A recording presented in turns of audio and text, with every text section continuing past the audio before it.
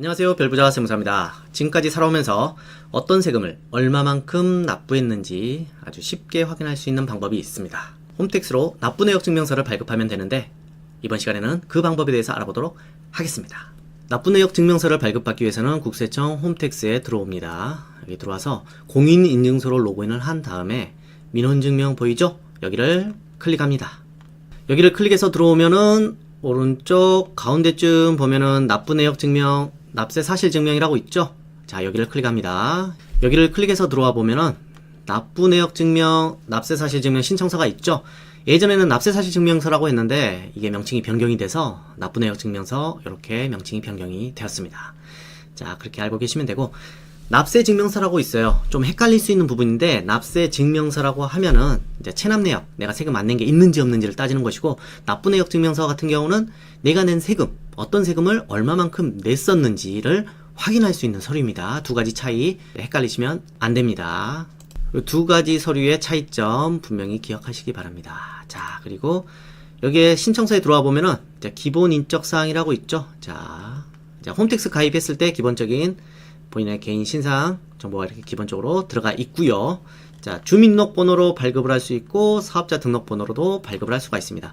주민등록번호 같은 경우는 본인의 주소지 관할 세무서에서 발급 가능한 세금에 대해서 납부 내역을 확인할 수가 있고요. 자, 그 다음에 사업자 등록번호 같은 경우는 사업장 주소지 관할 세무서에서 발급 가능한, 예를 들어서 부가가치세 같은 경우 이걸 클릭해야겠죠. 사업자 등록 번호 여기를 클릭해서 이제 발급을 받을 수가 있습니다. 기본적인 정보가 입력되어 있고 한번 확인하시고, 그 다음에 이제 수령 방법 같은 경우는 주민등록번호로 공개를 할지 비공개로 할지 선택을 하시면 되고, 자, 수령 방법 같은 경우는 이제 프린터 출력을 할지 화면으로만 조회를 할지 선택하시면 되고, 그 다음에 발급 수량 같은 경우는 이제 기본이 한 장으로 돼 있죠. 신청 내용을 보면은 발급 유형 같은 경우는 한글로 발급할지 영문으로 발급할지 선택을 하시면 되고, 세목 어떤 세금을 선택하여서 납부 내역을 확인할지 자 선택을 하시면 됩니다.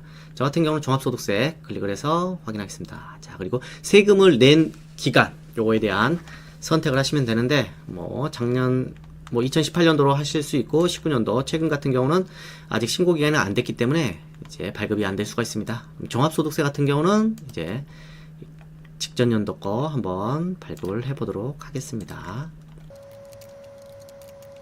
사용 용도 같은 경우는 본인에게 해당되는 기관 제출 기간에 대해서 선택을 하시면 됩니다. 저는 기타로 하겠습니다. 자, 그리고 신청하기 여기를 클릭하시면 됩니다.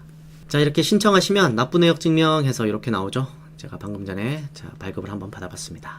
자, 본인이 어떤 세금에 대해서 얼마만큼 냈는지 확인하고 싶으시면 직접 홈택스 들어가셔가지고 다음과 같은 방법으로 발급받으시면 아주 쉽게 발급받을 수가 있습니다.